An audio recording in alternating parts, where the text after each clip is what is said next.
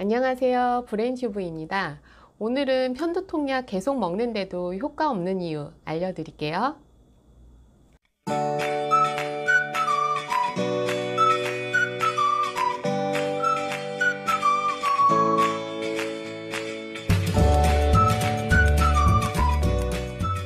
편두통 치료는 크게 두 가지예요.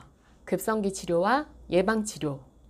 불났을 때랑 똑같아요. 우리 불났을 때 어떻게 하죠? 가능한 작은 불씨일 때 빠른 시간 내에 끄는 게 가장 중요하죠. 그게 급성기 치료고요. 예방 치료는 불이 안 나도록 미리 콘센트도 잘 점검하고 전열기구 같은 것도 안전한 곳에 있는지 확인해 보고 하는 것처럼 평소에 예민해져 있는 애를 잘 달래주는 치료가 예방 치료입니다. 보통은 편두통약을 드시는데 효과 없는 이유를 보면 크게 네 가지예요. 첫 번째, 의외로 편두통이 아닌 경우. 편두통은 한쪽 머리가 아프다고 해서 편두통이 아닙니다. 두통학 교과서에 보면 편측 머리, 반머리만 아픈 편두통은 전체 편두통의 한 50% 정도에 불과해요.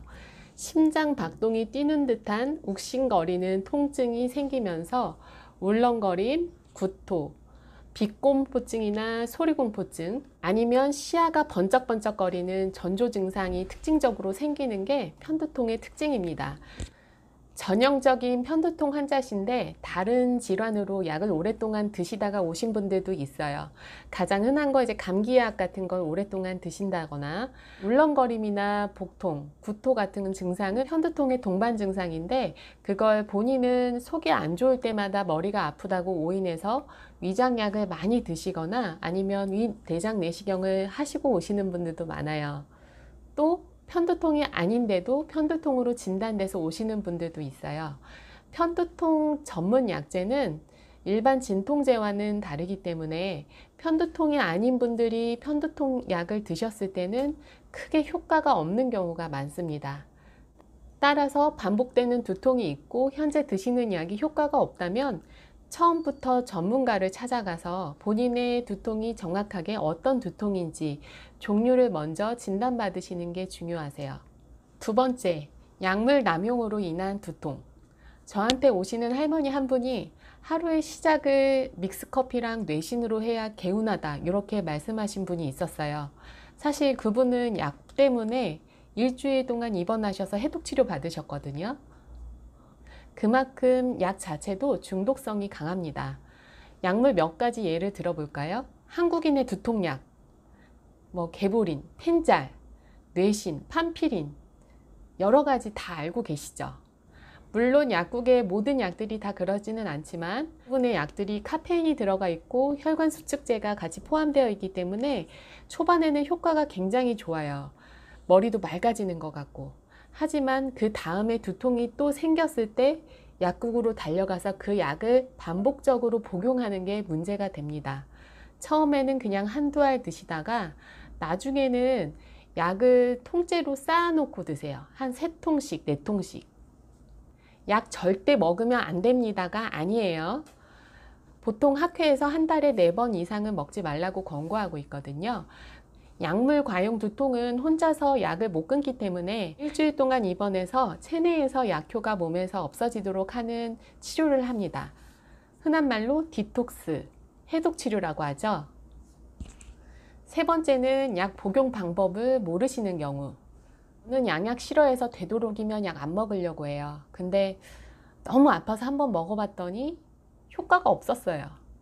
제가 아까 급성기 치료는 불 끄는 거랑 똑같다고 말씀드렸죠. 근데 소화기로 불 끄려고 하는데 가루 날리는 거 싫고 집안 지저분해지는 거 싫다고 불 안 끄면 어떻게 돼요?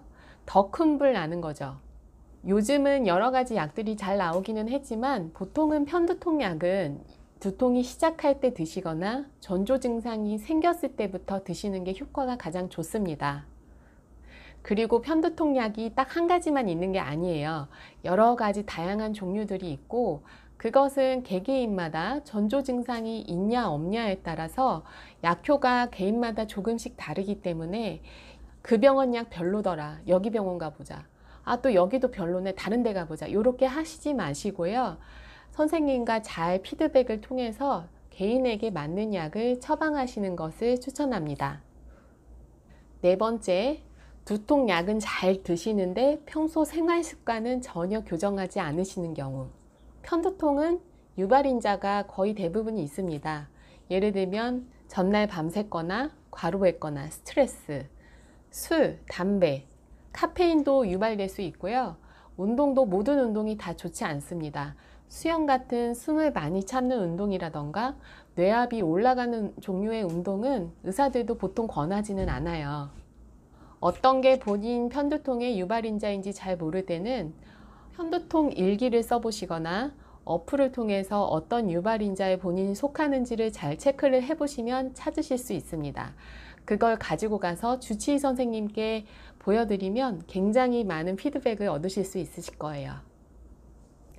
오늘은 이렇게 편두통에 효과 없는 이유 간단히 설명해 드렸고요. 다음 시간에는 편두통 치료약에 대해서 더 자세하게 한번 설명드리겠습니다. 그럼 오늘도 맑은 머리 되세요.